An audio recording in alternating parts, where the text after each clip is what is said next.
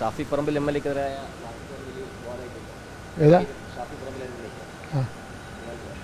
ഇവിടെ ഈ ഐക്യകേരള രൂപീകരണത്തിന് ശേഷം ഒരുപാട് സമരങ്ങൾ നടന്നിട്ടുണ്ട്. ഒരുപാട് ആൾക്കാർക്ക് പരിക്കേറ്റിട്ടുണ്ട്. ഒരുപാട് ആൾക്കാർക്ക് ഗുരുതരമായ സ്ഥിതിവിശേഷം ഉണ്ടായിട്ടുണ്ട്. ഞങ്ങൾ സാറിന് സമരം ചെയ്യുമ്പോൾ പ്രശ്നങ്ങളുണ്ടാകുന്നത് സ്വാഭാവികമായിട്ടാണല്ലോ. അതൊരു വലിയൊരു അതിശോക്തിപരമായ കാര്യമായിട്ടൊന്നും ഞങ്ങൾക്ക് തോന്നുന്നില്ല. കഴിഞ്ഞ 4 പതിറ്റാണ്ട് കാലഘട്ടത്തിൽ ഞാൻ രാഷ്ട്രീയ രംഗത്ത് നിൽക്കുന്നതാണ്. ഒരുപാട് പ്രാവശ്യം അടി കിട്ടിയിട്ടുണ്ട്. എത്രയോ പ്രാവശ്യം അടി കിട്ടിയിട്ടുണ്ട്. എത്രയോ പ്രാവശ്യം എത്രയോ ആഴ്ചകളോളം ആശുപത്രിയിൽ കിടന്ന് ചികിത്സിച്ചിട്ടുണ്ട്. അതൊരു പുതിയ കാര്യമൊന്നുമല്ല.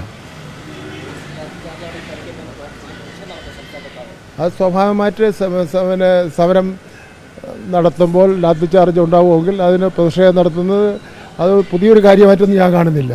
കേരളം നടന്നുകൊണ്ടിരിക്കുന്ന കാര്യങ്ങൾ തന്നെയാണ്.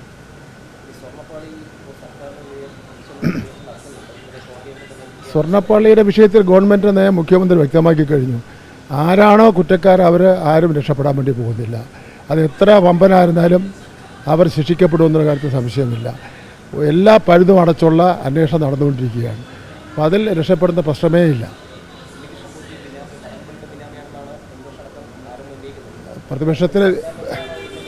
പ്രതിപക്ഷത്തിനെതിരെ എന്തും വിളിച്ച് പറയാമല്ലോ.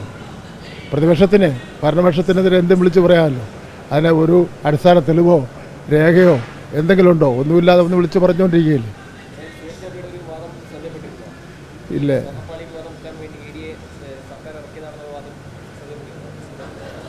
അദ്ദേഹത്തിന് ഒരു സമനില തെറ്റിയ അഭിപ്രായ പ്രകടനങ്ങളാണ് സുരേഷ് ഗോപി നടത്തിക്കൊണ്ടിരിക്കുന്നത്. അതിനെപ്പറ്റി പ്രതികരിക്കാതിരിക്കുന്നതായിരിക്കും നല്ലത്.